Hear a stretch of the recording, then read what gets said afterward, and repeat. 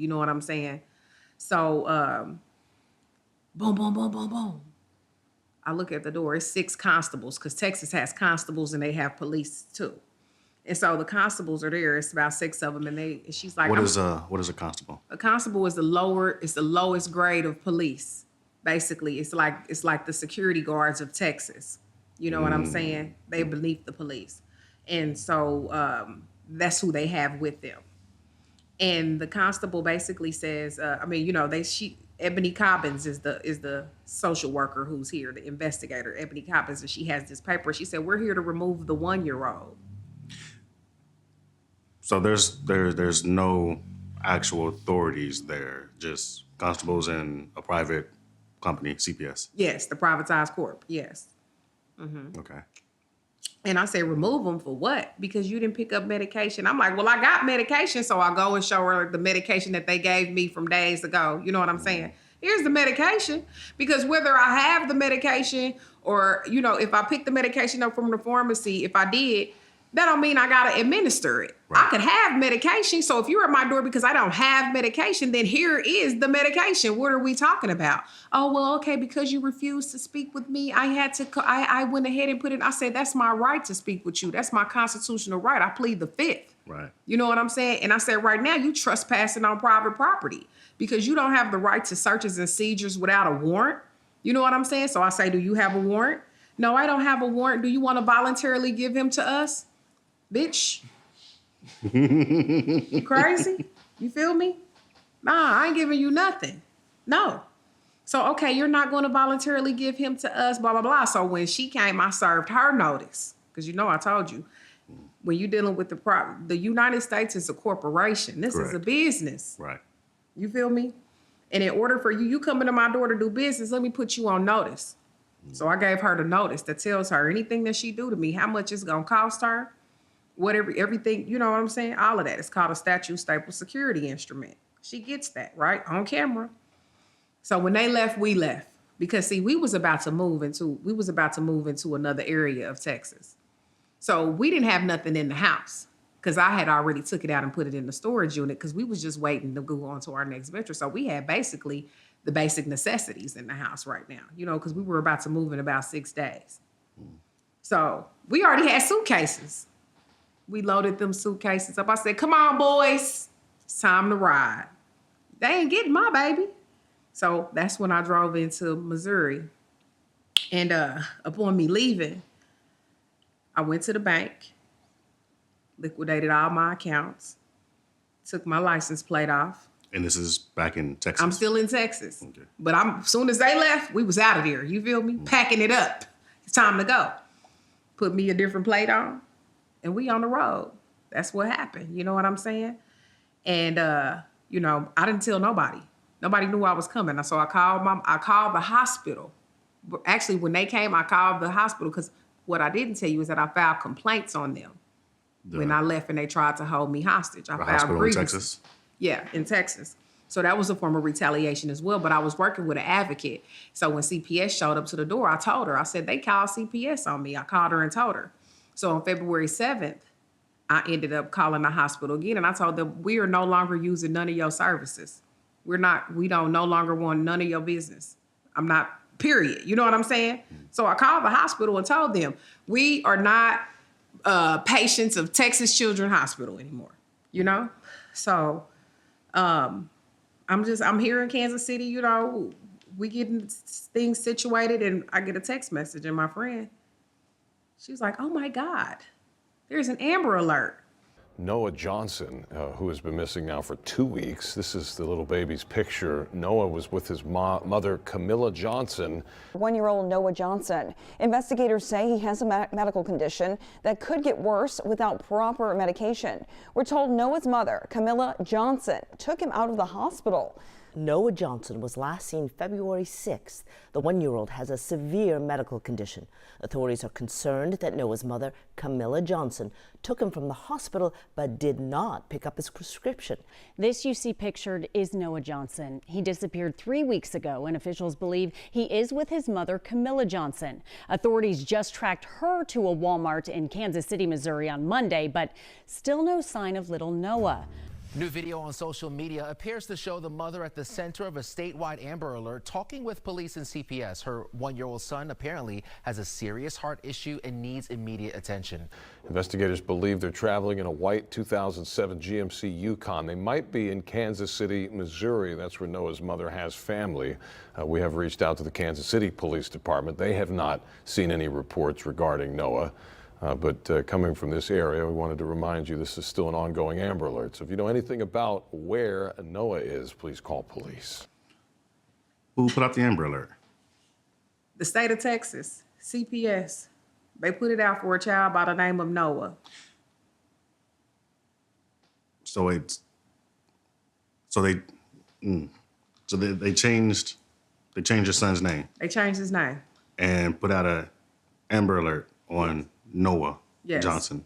Noah Johnson. Noah Mayani Jase Johnson.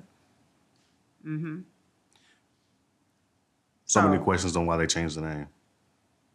Because that name is the code name. What I believe in my heart, that name is code. It's code for what they know. You feel me? That's a secret. That's how they work. They use different languages. Like you thinking they saying something to you, but no, it's talking this another kind of language. So that's the code name for we know what's going on, but the public don't. Because I seen the clips, and I've seen TikTok clips and seen news clips. The Amber Alerts, they all come back as Noah with his image when he was in the hospital. I'm assuming that's what the image came from, correct? So by that time, because it was a lot. When you left, there was reports that you were packing up your car and you fled without telling anybody where you were going, as if you were running from something in that direction. You get here, there's a Amber Alert that comes out, and then they say that they seen you at a Walmart surveillance system, and they put a Amber Alert out in Missouri. And that was a lie. They didn't know where I was. That wasn't me. You know what I'm saying? And everything the media said was a lie, because what they made it as if was my child was near death, needing immediate emergency care, and that he was basically being neglected and endangered by his mother. But in all actuality, he was being protected by his mother from the systems that wanted to use him for medical research and to kidnap him. You know what I'm saying? But I wasn't about to let that. You asked me, do I want to voluntarily give you something? That's my free will. So if I was gone when you came back, where was the violation? You know what I'm saying? So the media fabricated it, propaganda from the top to the bottom, you know? And while we were here in Missouri, nobody knew where we was. My mama didn't even know where we was, you know? They didn't even know. They couldn't. I was so strategic in how I was moving that it upset them. That's how I ended up on CNN. In order for them to make the Amber Alert go off, they had to say they seen me here. But the truth of the matter is, I gave somebody my EBT card and told them to use it in Missouri, but I was already gone. So that's how they got the ping, because people always look at CPS like its own structure, but the truth of the matter is it's the Social Security Administration who funds the Health and Human Services, which is the ones who gives you the benefits, gives you the EBTs and all of that. Then the Health and Human Services funds CPS. So when that car hit, they was watching it. So I said, use the card so I can be out of there. You feel me? So when they put the Amber Alert out here, you weren't even in Missouri. I wasn't even here. No, I was gone already. Where were you heading? I went to Minneapolis. So while we were here, something said, go to Minneapolis, you know? And plus I had did my research because I'm still seeking asylum, but I'm also still seeking my second opinion for my child. Right. Because I haven't neglected my child's health at all.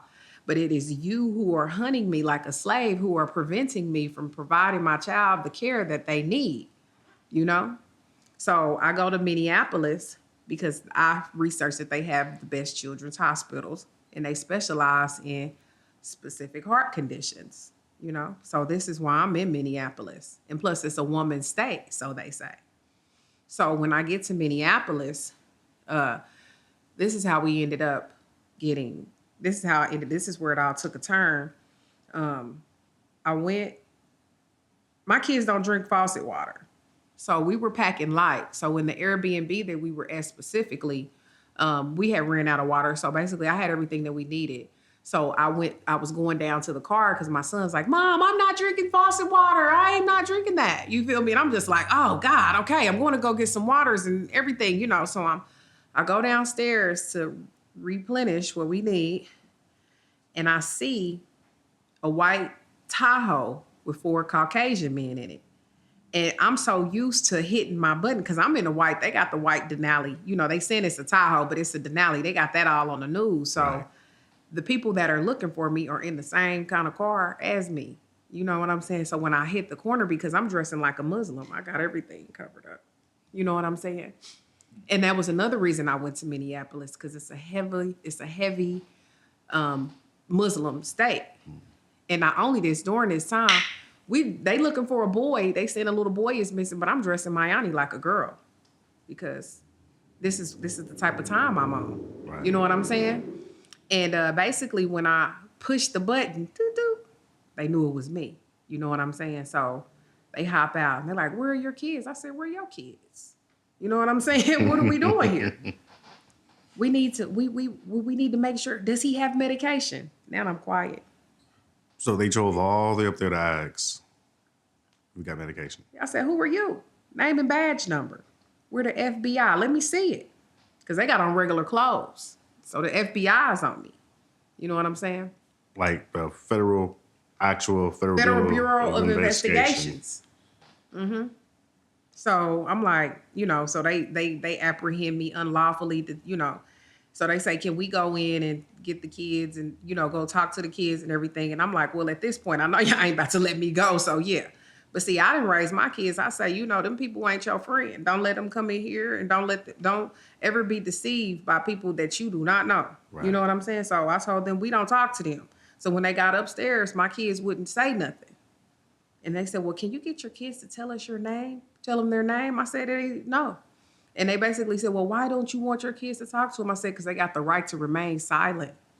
You see what I'm saying? And they know that. And they're going to exercise that. So I'll let you figure it out, you know? So they take me to Hennepin County Detention Center, detention center in Minneapolis, Minnesota, where they charged me with child endangerment. And also, too, they didn't have a warrant to arrest me because I'm asking, where's the warrant? Because one of the FBI agents said, "We don't have a warrant." I'm listening to him talking. I said, "Oh, you don't have a warrant? Then you're unlawfully detaining me. You're kidnapping me." Mm-hmm.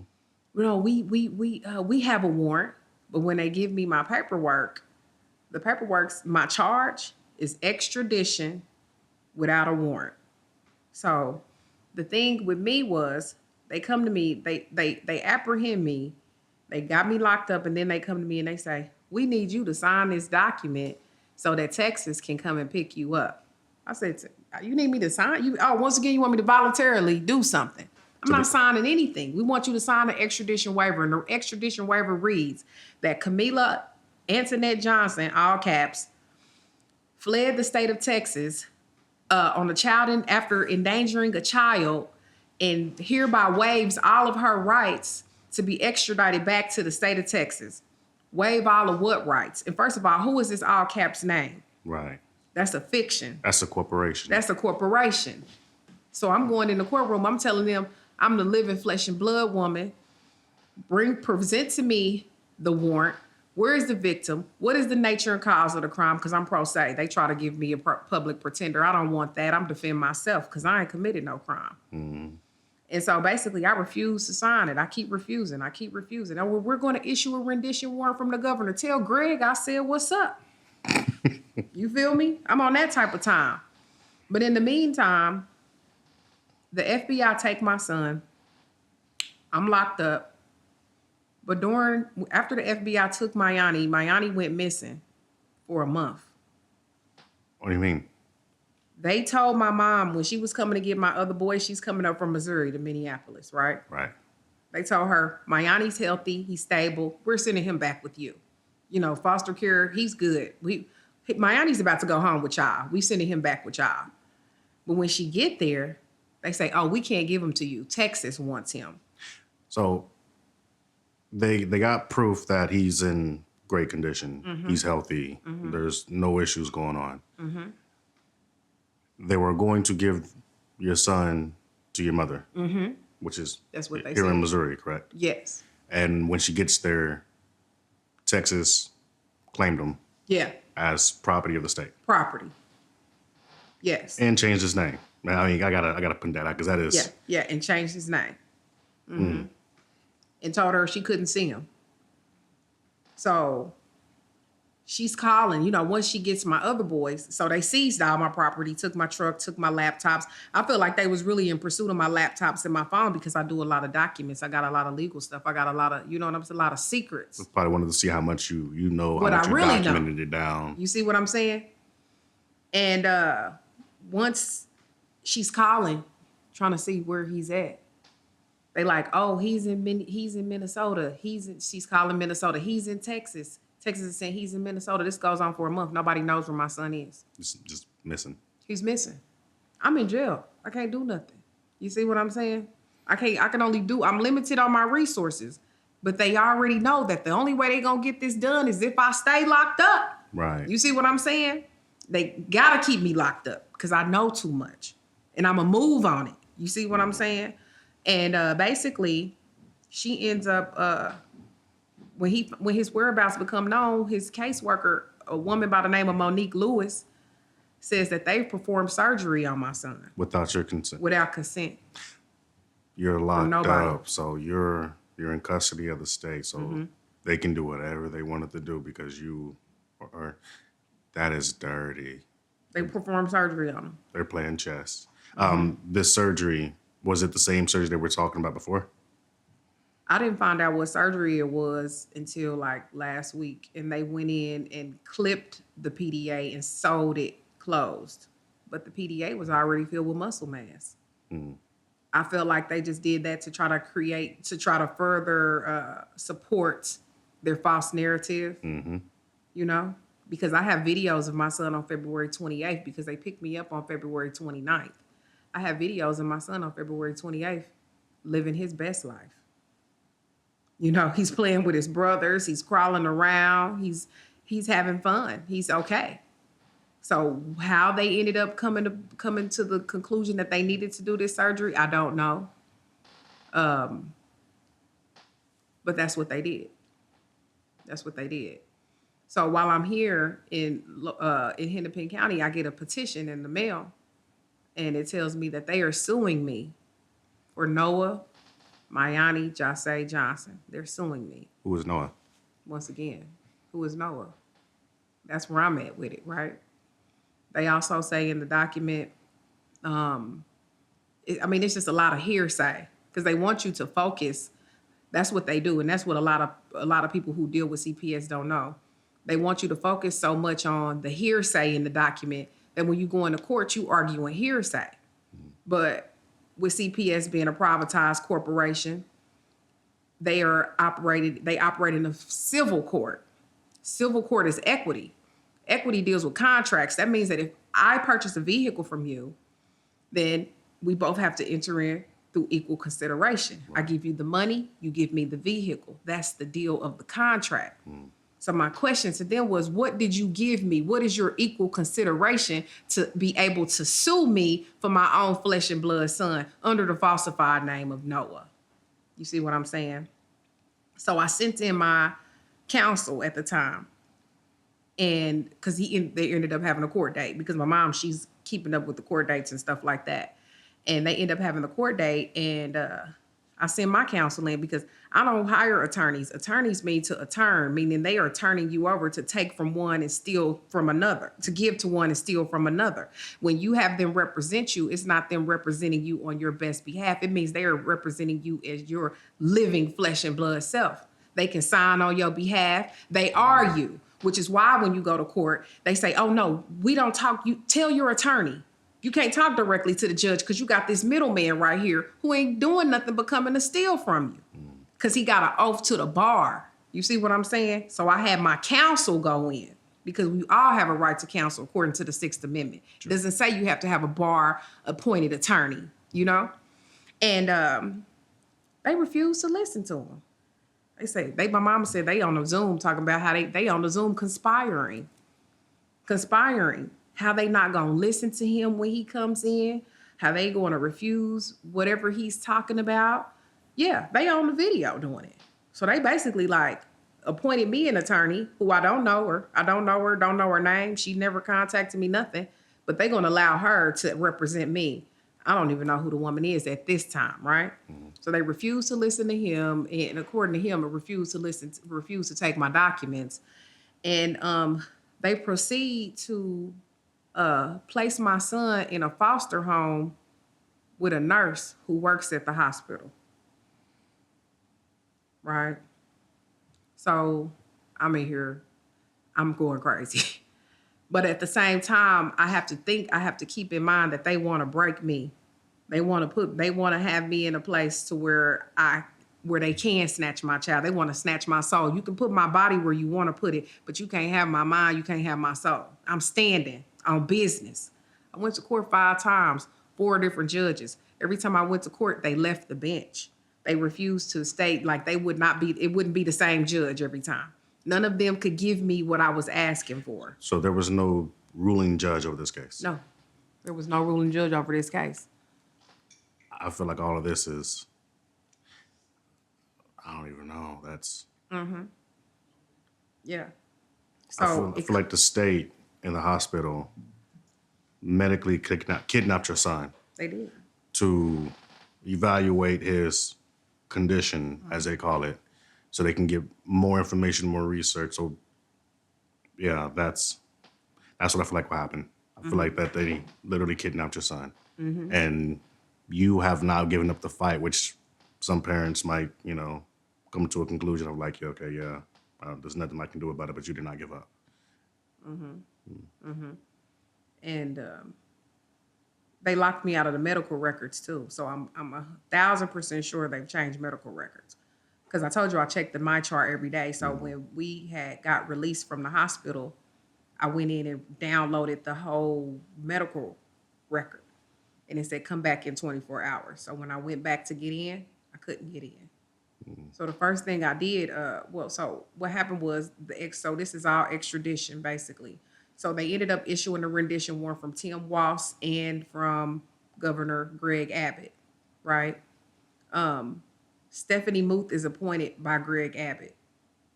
Okay. The judge, Meredith Ann Carr, who they have on my case, appointed by Greg Abbott.